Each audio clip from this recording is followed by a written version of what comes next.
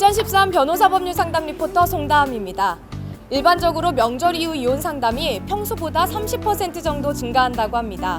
아마도 명절을 계기로 평소 부부간의 갈등이 표출되기 때문일 텐데요. 오늘은 법률사무소 렉스를 방문해 이혼과 관련된 다양하고 유익한 법률 정보에 대해 알아보겠습니다.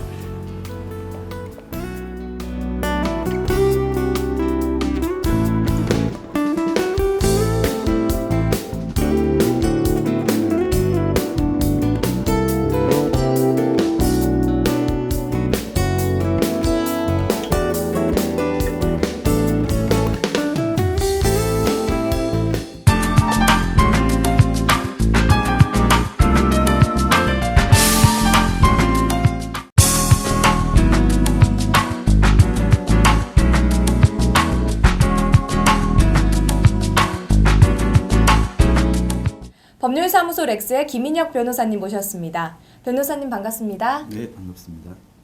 변호사님께서는 김인혁 법률사무소에 이어 현재 법률사무소 렉스의 공동 대표 변호사로 직무하고 계신데요. 법률사무소 렉스에 대한 간략한 소개 말씀 부탁드립니다. 저희 법률사무소 렉스는 이혼을 비롯한 다양한 법적 분쟁과 관련된 축적된 지식과 경험을 바탕으로 최상의 법률 서비스를 제공하고 있습니다.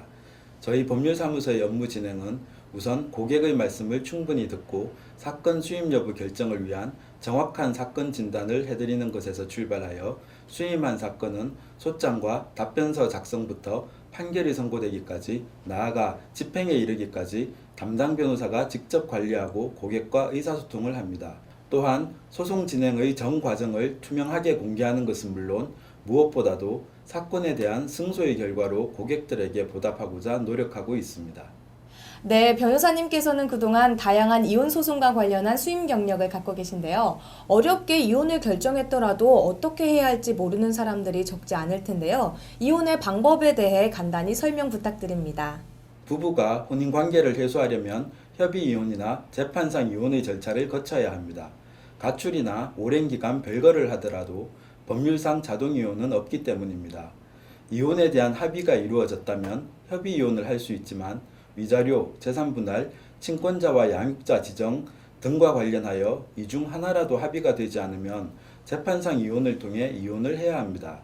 우선 협의이혼은 부부가 서로 협의하여 헤어지기로 합의하고 등록기준지 또는 주소지를 관할하는 가정법원에서 판사의 이혼 확인을 받아 이혼 신고를 함으로써 부부관계를 해소하는 절차를 말합니다. 재판상 이혼이란 부부 일방이 이혼을 원하지만 다른 일방이 이혼에 불응하는 경우 이혼 소송을 제기하여 법원의 판결에 따라 이혼하는 것을 말합니다. 재판상 이혼은 이혼이 이루어지는 방법에 따라 조정이혼과 소송이혼으로 구분됩니다. 네, 그렇다면 재판상 이혼의 특징에는 어떠한 것이 있고 재판상 이혼 사유에는 어떠한 것이 있는지 설명 부탁드립니다. 협의이혼은 법에서 정한 이혼 사유가 없더라도 부부가 서로 이혼을 원하면 할 수 있지만 재판상 이혼은 민법 제840조에서 정한 6가지 이혼 사유에 해당해야 이혼이 가능합니다. 첫째, 배우자의 부정행위인데요. 이는 혼인 이후 부부 일방이 자유로운 의사로 부부의 정조 의무, 성적 순결 의무에 충실하지 않은 일체의 행위를 말하는 것입니다. 둘째, 배우자의 악의 유기인데요. 배우자가 정당한 이유 없이 부부의 의무인 동거, 부양, 협조 의무를 이행하지 않는 것을 말합니다. 셋째, 배우자나 그 직계 존속의 심히 부당한 대우입니다. 혼인관계의 지속을 강요하는 것이 가혹하다고 여겨질 정도로 배우자나 그 직계 존속으로부터 폭행, 학대, 모욕을 당하는 것을 말합니다. 넷째, 자기의 직계 존속에 대한 배우자의 심히 부당한 대우입니다. 혼인관계를 지속하는 것이 고통스러울 정도로 자기의 직계 존속이 배우자에게 폭행, 학대, 모욕을 당하는 경우입니다. 다섯째, 배우자의 생사가 3년 이상 분명하지 않을 때인데요. 배우자가 살아있는지 여부를 전혀 증명할 수 없는 상태가 이혼 청구 당시까지 3년 이상 계속되는 것을 말합니다. 여섯째, 그 밖에 혼인을 계속하기 어려운 중대한 사유가 있는 경우로 이는 혼인의 본질인 원만한 부부 공동생활 관계가 회복할 수 없을 정도로 파탄되어 그 혼인 생활의 계속을 강요하는 것이 일방 배우자에게 참을 수 없는 고통이 되는 것을 말합니다. 이혼 소송에서 가장 많은 분쟁을 일으키는 것이 재산 분할에 관한 것이라고 알고 있는데요. 이혼하는 부부가 나눌 수 있는 재산 분할 대상에는 어떠한 것이 있고 재산 분할 청구권은 어떤 것인지 설명 부탁드립니다. 부부가 이혼을 하면 이혼의 책임이 누구에게 있는지를 불문하고 혼인 중 부부가 공동으로 모은 재산에 대해 부부 일방이 상대 배우자에게 재산 분할을 청구할 수 있습니다. 재산 분할의 대상은 원칙적으로 혼인 중 부부가 공동으로 협력하여 모은 재산입니다. 따라서 혼인 전부터 부부가 각자 소유하고 있던 재산이나 혼인 중에 부부 일방이 상속, 증여, 유정으로 취득한 재산 등은 그 대상이 될 수 없습니다. 또한 퇴직금이나 연금도 대상이 되지만 장차 수령할 수 있는 퇴직금은 포함시킬 수 없고 이를 참작하여 분할 액수와 방법을 정합니다. 아울러 혼인 중 부부 일방이 제3자에게 부담한 채무도 부부의 공동재산 형성에 따른 채무이거나 일상가사에 관한 채무라면 대상이 될 수 있습니다. 그 밖에도 장래 고액의 수입을 얻을 수 있는 능력이나 자격을 취득한 경우 재산 분할 액수와 방법을 정하는 데 참작될 수 있습니다. 협의 이혼을 하는 경우 재산 분할에 대한 합의가 되지 않은 채 이혼하는 경우도 종종 있습니다. 이런 경우 이혼한 날로부터 2년 이내에 혼인 중 부부가 공동으로 이룩한 재산에 대해 재산 분할을 청구할 수 있습니다. 이제까지 변호사님께서 맡아오셨던 이혼 소송 가운데 가장 특이했거나 기억에 남는 사례가 있다면 말씀해 주세요. 얼마 전 아내가 남편의 여의처증과 폭행, 모욕 등을 원인으로 하여 이혼 상담을 한 경우가 있었는데요. 두 분 사이에 자녀는 없었고 재산 분할 및 위자료 청구도 원하지 않았지만 소송 단계에서 오히려 남편이 아내를 거짓말, 낭비벽, 외도 등을 이유로 이혼 반소를 제기하였습니다. 소송 과정에서 어느 정도 아내의 외도가 있었음이 밝혀졌지만 이는 혼인 관계가 파탄난 이유였고 폭행을 당할 때마다 진단서를 발급받아 두어 위자료 청구는 쌍방 기각되었고 쌍방이 항소를 취하하여 종결된 사례가 있었습니다. 이 사례는 비록 상대방의 귀책 사유에 의해 이혼에 이르게 되었더라도 이혼이 완결되기 전까지는 귀책 사유가 될 만한 행동은 자제하는 것이 좋으며 재산 분할이나 위자료를 원치 않더라도 상대의 반소에 대응하기 위해 위자료 등을 청구하는 것이 도움이 될 수 있다는 것을 보여준 사례라 하겠습니다. 네, 변호사님 오늘 도움 말씀 감사합니다. 네, 감사합니다.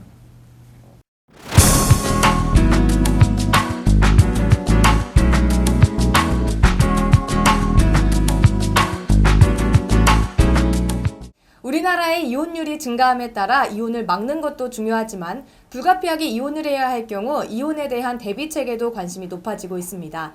이혼 소송 시 많이 발생하는 분쟁과 관련해 남화진 변호사님께 도움 말씀 들어보겠습니다. 변호사님 반갑습니다. 반갑습니다.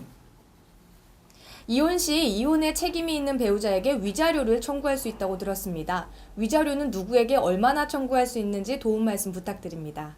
예. 위자료는 이혼의 원인을 제공한 사람에게 청구할 수 있습니다. 따라서 배우자가 혼인 파탄에 책임이 있다면 그 배우자를 상대로 시부모나 장인, 장모 등 제3자가 책임이 있다면 그를 상대로 위자료를 청구할 수 있습니다. 협의 이혼 시 위자료의 액수는 당사자가 정하기 나름이라 액수에 제한이 없지만 재판상 위자료를 청구할 경우에는 변론 과정에서 나타나는 이혼 경위와 정도, 혼인 기간, 혼인 관계 파탄의 원인과 책임, 당사자의 재산 상태, 자녀 부양 여부, 연령과 직업 등을 참작하여 정하게 됩니다. 위자료 청구는 혼인의 무효, 혼인의 취소의 경우에도 할 수 있고 재산 분할과 상관없이 청구할 수도 있습니다.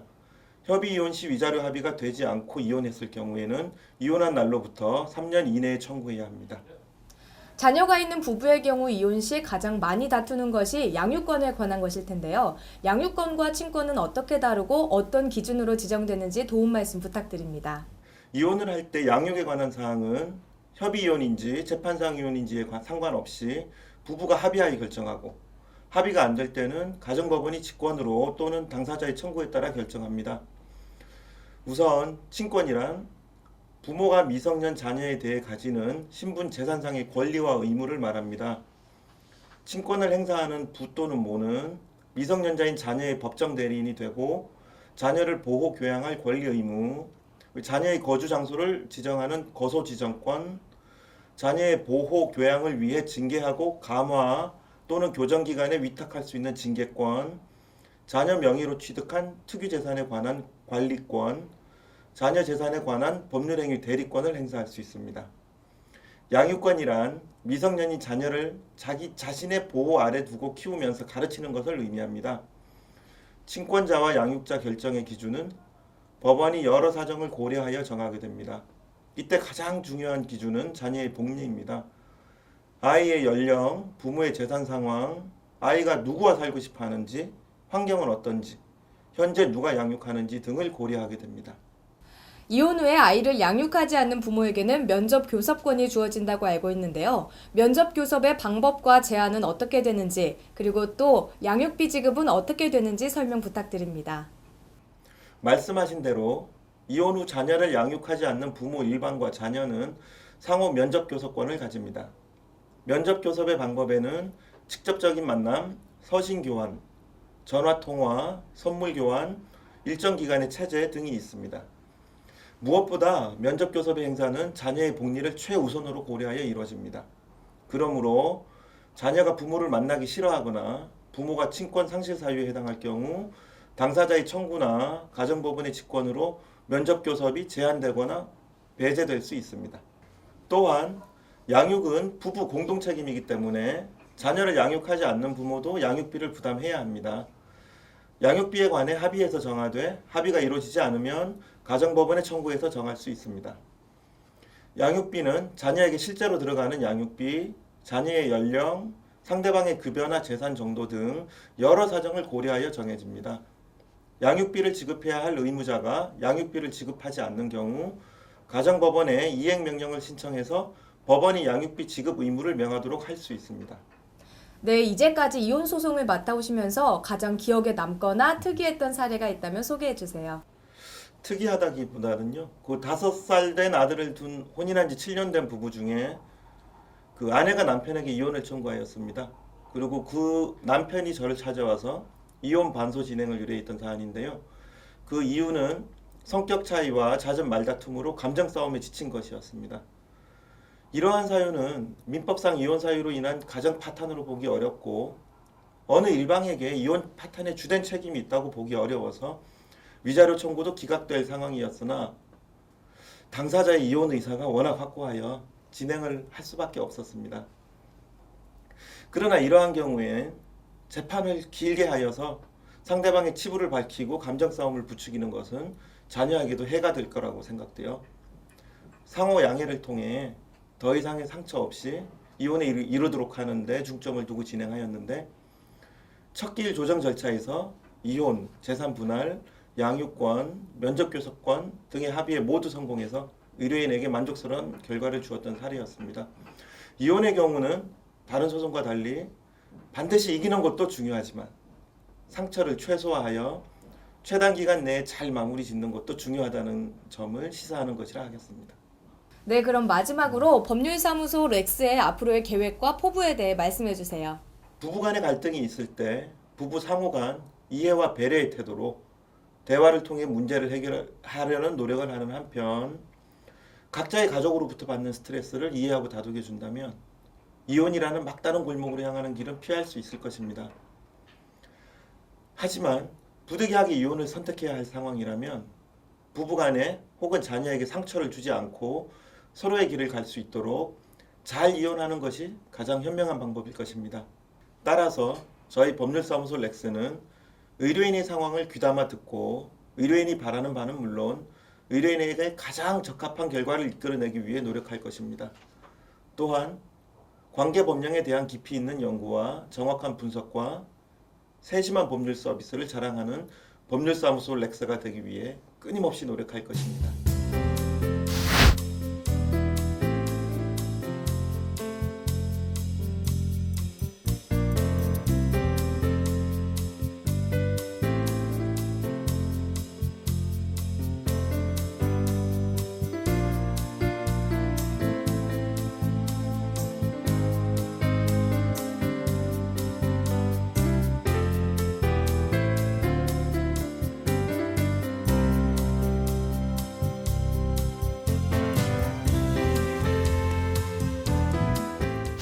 최근 20년 사이 황혼 이혼이 5배나 늘었다고 합니다.